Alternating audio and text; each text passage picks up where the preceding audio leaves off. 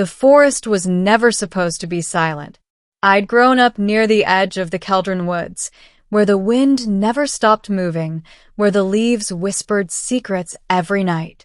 But that night, as I sprinted through the undergrowth with my heart hammering so loudly it drowned out my thoughts, there was nothing, no wind, no rustling branches, no chirping insects. Only her, the alien huntress. I didn't know her name then. All I knew were the rumors. A tall, silver-skinned warrior who moved like living shadow, eyes like burning amethysts. A hunter who could follow a trail through fire and smoke. And she was chasing me. I stumbled over a root, nearly falling, but forced myself upright. My lungs screamed for air. My legs were on fire. Every instinct told me to keep running, because stopping meant letting her reach me. And whatever she wanted, it wasn't good. The pursuit had begun 2 hours earlier, when the sky tore open. The power went out across the entire valley. My comlink fried itself. My home surveillance system blinked dead. And then a streak of shimmering violet tore across the clouds, hitting the forest with a sound like the earth itself roaring. Curiosity dragged me outside. Stupidity dragged me into the forest. That's where I first saw her, a silhouette standing in the crater, illuminated by the dying glow of her ship. She looked injured, disoriented, even vulnerable. So what did I do? I stepped closer, and she turned her head, slowly, like a predator noticing prey. Her eyes locked onto mine. Something inside me froze. And she whispered one single word before leaping toward me. Human. I didn't wait to hear the rest. I ran. She didn't stop chasing. Middle. The truth begins to unravel. The trees thinned. Moonlight spilled onto a rocky ledge overlooking the ravine. I skidded to a stop. One more step, and I'd fall hundreds of feet. Behind me, leaves rustled softly. Footsteps. Light, deliberate, controlled. The sound of someone who didn't need to hurry to catch me. She stepped into the moonlight. Tall, lithe, silver skin shimmering like liquid metal. Her hair a deep shade of violet that moved even without wind. A suit of armor cracked across the chest, glowing faintly with alien symbols. But it was her expression that terrified me most, not anger. Something else. Something conflicted. I lifted my hands. Look, I don't know what you want, but... She raised a clawed hand, silencing me instantly. You ran, she said softly. Her voice was smooth, melodic, but heavy with exhaustion. I did not expect that. You chased me. I had to. I swallowed. Why? She stepped closer. I took a step back, heel hanging over the cliff's edge. Then she did something unexpected. She winced, as if stepping closer hurt her. Her breathing grew uneven. She swayed slightly. She was injured. Badly. Her armor flickered with red emergency runes. A thin line of silver-blue blood trailed from her side. You're hurt, I said before my brain could stop me. She looked almost offended. Hunterkin do not become hurt. We endure. Yeah? Well, you look like you're about to pass out. Her jaw clenched. She staggered again. And for the first time I saw the truth. She wasn't hunting. She was collapsing. Suddenly she dropped to one knee, gripping her chest plate. My stabilizer, my cells cannot repair without it. She looked up at me, those amethyst eyes dimming. Human, I require your help. My brain short-circuited. Help? You chased me through the forest like a wild animal. You ran before I could explain. Well, maybe, because you looked like you were about to kill me. She paused, then whispered something that made my skin prickle. If I wanted you dead, you would not have seen me coming. We stared at each other. The ravine wind groaned between us. Finally, she spoke again. My arrival was not meant to be seen by anyone, especially not humans.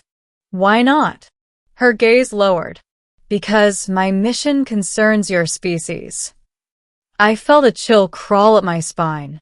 My species. She nodded weakly. A war is coming. One you are not prepared for. That made no sense.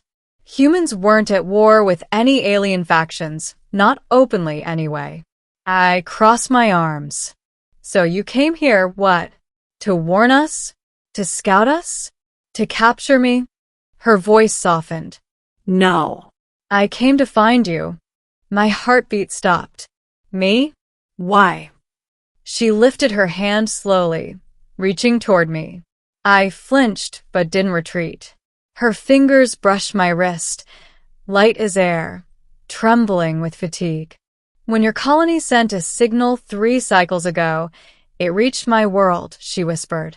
A signal containing human frequencies and your voice. My voice. You were speaking, laughing, repairing some primitive machine, and humming a melody. Her eyes softened. Your voice was the first human sound many of us had ever heard. I blinked. Hard. You remembered a random transmission? It was not random. She swallowed. Your signal saved us. Saved you? She nodded. Our empire was struck by a sound-based virus. All communication became deadly. Your human frequencies neutralized it. I stared, stunned. We analyzed your voice, she continued. Your tone, your frequency balance, your heartbeat. You, specifically you, carry a harmonic pattern that stabilizes our neural fields.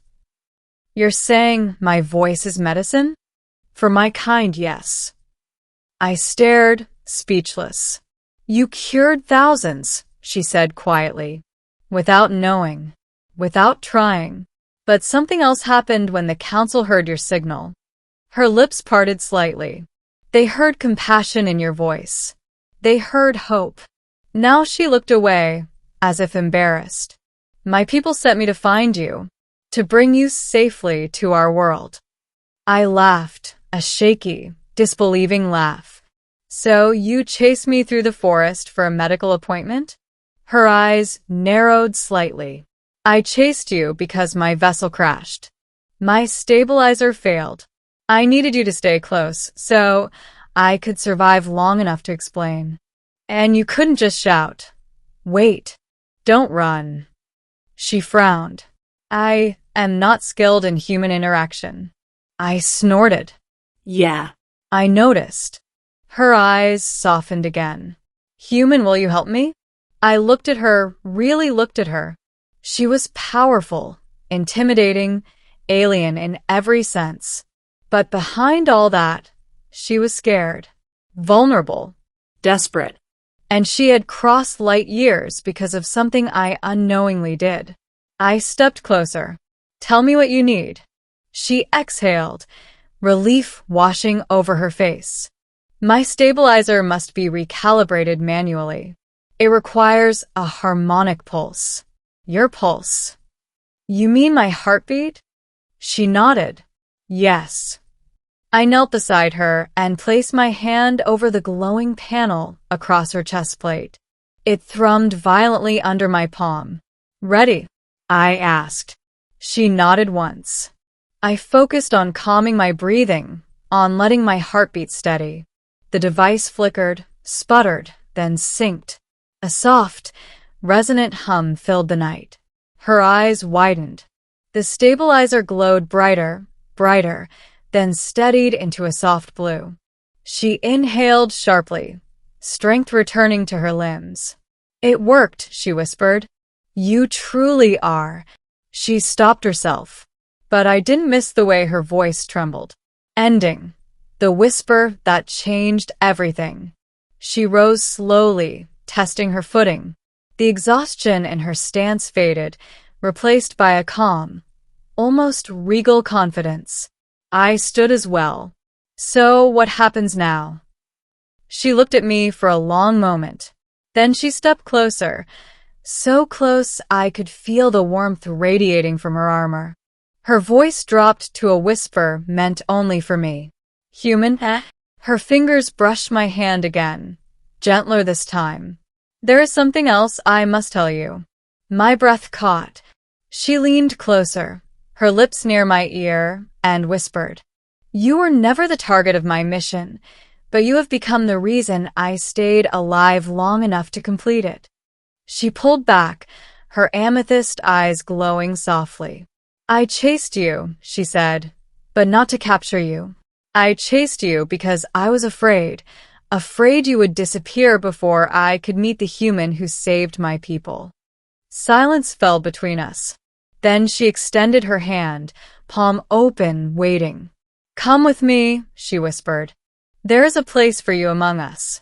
I stared at her hand, at the alien who had hunted me through the night, at the warrior who now looked at me not with danger, but with something almost like reverence. Slowly, I reached out and took her hand. Her grip tightened, not with force, but with relief. And together, we walked into the forest as the first light of dawn touched the horizon, and her whisper still echoed in my chest. "Human, we need you.